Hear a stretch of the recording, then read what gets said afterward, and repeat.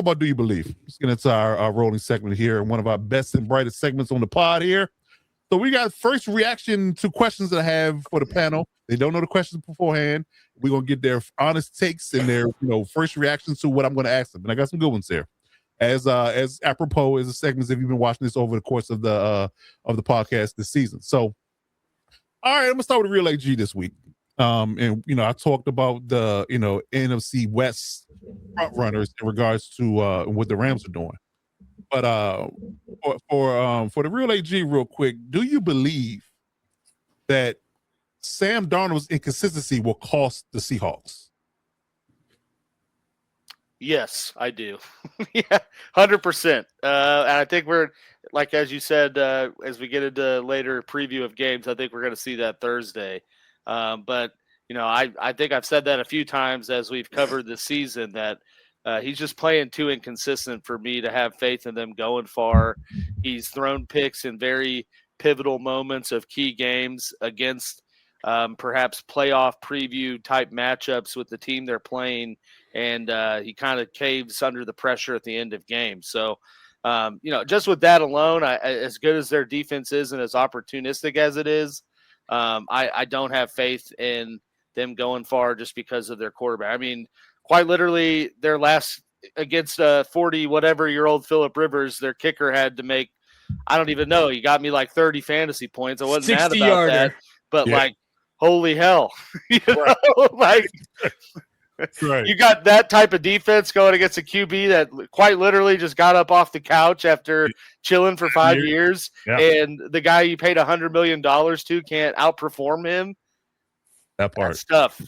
13.5 point spread going into that game, by the way. That's they never covered the entire time. They're 100% gonna make a movie about that. It's happening. If he would have won it, Now it's happening either way, dude. I can feel it. I'm writing the script as we speak. We got big things in the work on this network. Just let you know, we got big things in the works. Just it's coming. I call it Crying Rivers, a comeback tale. Damn. There you go. Lawyer / scriptwriter over here. What's going on, Alex? He's multifaceted, multi-talented, man. He does it all. He does it all. Indeed. Okay. All right. Good stuff. All right. I'm going to roll over to Violator on this one. So we talked about the Buffalo Bills. And a lot of people, and I'm not gonna point the finger at anybody on this pod. I don't think nobody was singing their praises high, but there's a lot of people on social media, halfway through the year kind of wrote the Bills off. So do you believe that people sold their Bill stock too early based upon them winning New England and their trajectory towards the playoffs at this point? Wow. Do I believe they sold their stock too soon? Yeah. Yes. Because, like I said, that defense is still, to me, it's still porous when it comes to the run game. And most teams that have a good run attack are going to take advantage of that by shortening the game up. And so Josh Allen, he's always puts his cape on this time of the season, but I'm thinking somebody that has a pair of scissors that might clip that cape a little short this year. That's not out of the realm of possibilities. I'm saying, I mean, it only takes one. And you got some good defenses, the Broncos defense, the Texans defense, just to name two, that can really put a damper on his production. So if he can't be the end all be all for that team, they could be sitting home at some point. And to Alex's point earlier, what better chance than now with no Mahomes, no Burrow, the guys that have been throwing to your side, no Lamar, the guys that have been throwing to your side for the past, several years have been in your way, quote unquote. They're not there. So yeah, I don't know. That's a good one. That's definitely a good one. We'll see. For him, this is kind of a do or die season as far as advancing in the playoffs and possibly getting to the AFC championship game. Okay. This is the year, I think. All right. You're right. I think you're right. Okay. All right, RG, I got you up next. So we're going to take a ride up to Cincy as we talked about Joe Burrow and that Bengals team quite a bit. Do you believe that Joe Burrow and Zach Taylor are back in Cincy in 2026? Hell no. Both of them, no shot. You cannot miss the playoffs 3 straight years. I get it. There was injuries, but you cannot miss the playoffs 3 straight years and expect to have the same quarterback head coach duo run it back. Absolutely no way. I think what's crazy is this wasn't even a thought at the beginning of the year, but the fact that Burrow might be the one that gets shipped off or retires, whatever the hell is going on. Ask for a trade. Or ask for a trade. Yeah, he might pull a Carson Palmer and say, hey, I would rather retire than play another snap for this godforsaken franchise. So we'll see what happens with that, but ain't no way they bring both of them back. The Bengals would be just borderline insane.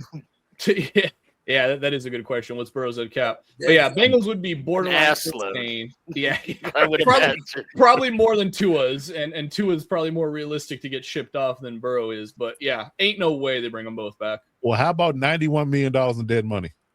Yeah. Well, do what the Broncos did. Split it up into 2 years. Yeah. You're gonna once you ship them off, you're gonna be in a rebuild for a minimum of 2 years anyway. So easily. You might as well. Okay. All right. Good stuff. All right, Captain Jack, I got one for you. We're going to talk about Josh Allen again. Outside of his team's accolades, you're muted, Cap. You're muted. Yeah, sorry. Okay, yeah, I was going to say, is that 46 and 45? 92. 40. Oh, so 40 and a half and 40 and a half. That's still a boatload. Yeah. It's a lot of money. Yeah, it's a lot. So outside of his, team accomplishments and what the Bills are doing and that major win they got against New England over the weekend, did Josh Allen's performance, do you believe that his performance over the weekend has re-entered him into the MVP conversation? Wow. Okay, I'm going to be ignorant. I don't even know who's in the competition this year, because you remember that stuff of like what we know and what we don't know.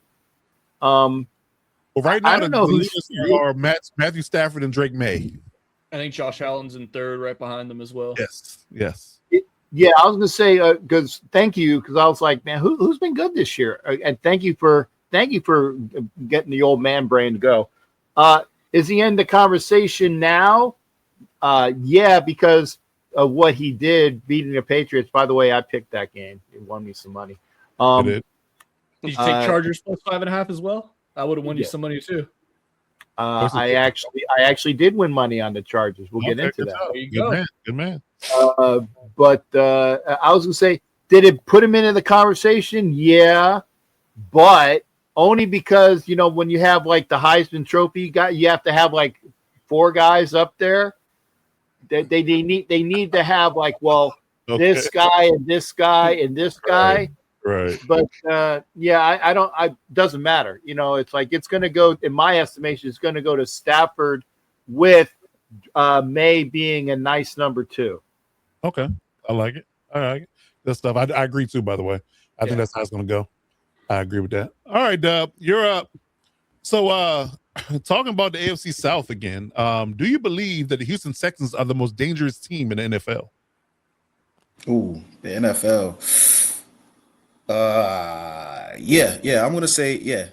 Well, I guess I'm yeah, I know.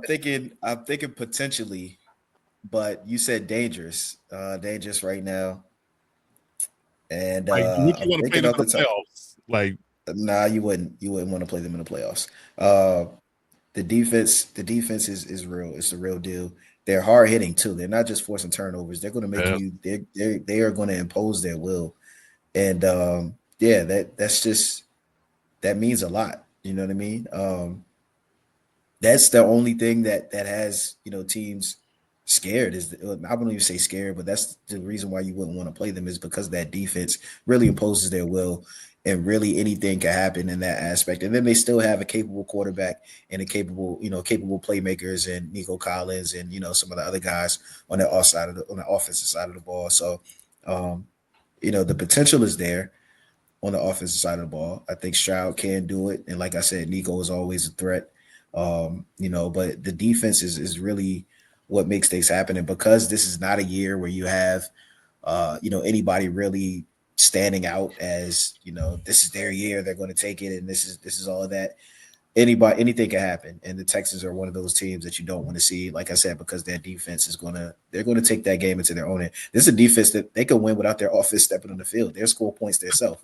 Yeah, what I mean? So that's not far-fetched at all. You know what I mean? Yeah. So this is a team that I could definitely see them going into the playoffs and, scoring 14 points by their defense and setting their special teams, making plays, and, your defense only giving up 10 points and still losing the game. So, I definitely will say, they are dangerous. I like it. Okay, good stuff. All right. Okay. RG, you got anything for me? I got you, Coach. Funny enough, obviously, like we mentioned before, this topic, as always, we never know these questions beforehand. These are just right off the dome, just your raw take on it. Funny enough, my question to you was going to be, do you think that the Bengals are going to have Joe Burrow on their roster next season? So had to do a little bit of a pivot. Okay. However, I had a backup plan ready. Yep. Pivot. So my pivot question to you is, do you think that, and his name is escaping me right now, but the Bucks head coach, Todd Bowles. You think Todd Bowles will be the head coach next season for the Buccaneers? Yeah, I think so. I think that the Buccaneers are in a weird space. I think they have the luxury of having a bad division, so it kind of makes them, people have more expectations than they, should normally have. If the Falcons and the Panthers were better, I think we won't be talking about them dominating and all a guaranteed playoff team this year, because they're going through I guess I won't call it a renaissance, but it's a reformation, a turnover in a maturation period. Yeah, with their they got young talent. Baker is clearly the guy. They're bringing in some youth with Emeka Ibuka and Bucky Irvin being a revelation for them that they didn't expect. O-line, shifts from what the Tom Brady years to what Baker has. Tristan Wirth being the only stalwart on that team. So the defense is outside of Vita Vea. They got a whole and Levante David, who's long in the tooth. I think they've all been, they're all young guys that they're trying to develop. So I think the Todd Casella idea that I need another free agency period and another rookie draft to really round out this roster and get us to the point where we're the favorite in the division again. Because we talked about the Panthers sniffing their heels and we thought the Falcons would be better, but we didn't think anything of the Saints, obviously. But I think the Saints management, fans did. yeah, right. They absolutely positively. Appreciate that, Alex. Yeah, exactly. But outside of them, nobody had any faith. So I would say that I think the management, I think the ownership in the Tampa Bay is, and I think they do believe in Todd's abilities. And I think they'll give him another go at this. It hasn't gone as well as they thought they might, because of injuries. To me, I think injuries really would derail this ship, pun intended. But I think that they outside of that, I think Todd Bowles is fine. I don't think he gets fired in the offseason at all. May I? Go ahead. Only because I live here, in fake pirate land. Yep. They are already. They've been calling. Yeah, they've been calling for his head. They've been calling for Todd Bowles' head, and especially if they don't make the playoffs this year. If they don't make the playoffs this year, he gone. Yeah, he gone. That was going to be my stipulation that I was going to ask you too, Coach, was like, because as awful as the year's gone, it's going to come down to these two games against the Panthers. They haven't played them at all this year. And the Panthers went from beating the Rams one week to getting swept by the Saints the following, or, in a couple weeks after that. So right. My 2 cents on that is, if the Panthers squeak that division out, I think Bowles has to be gone, because there's no way you lose the division to them and still keep your job. No way.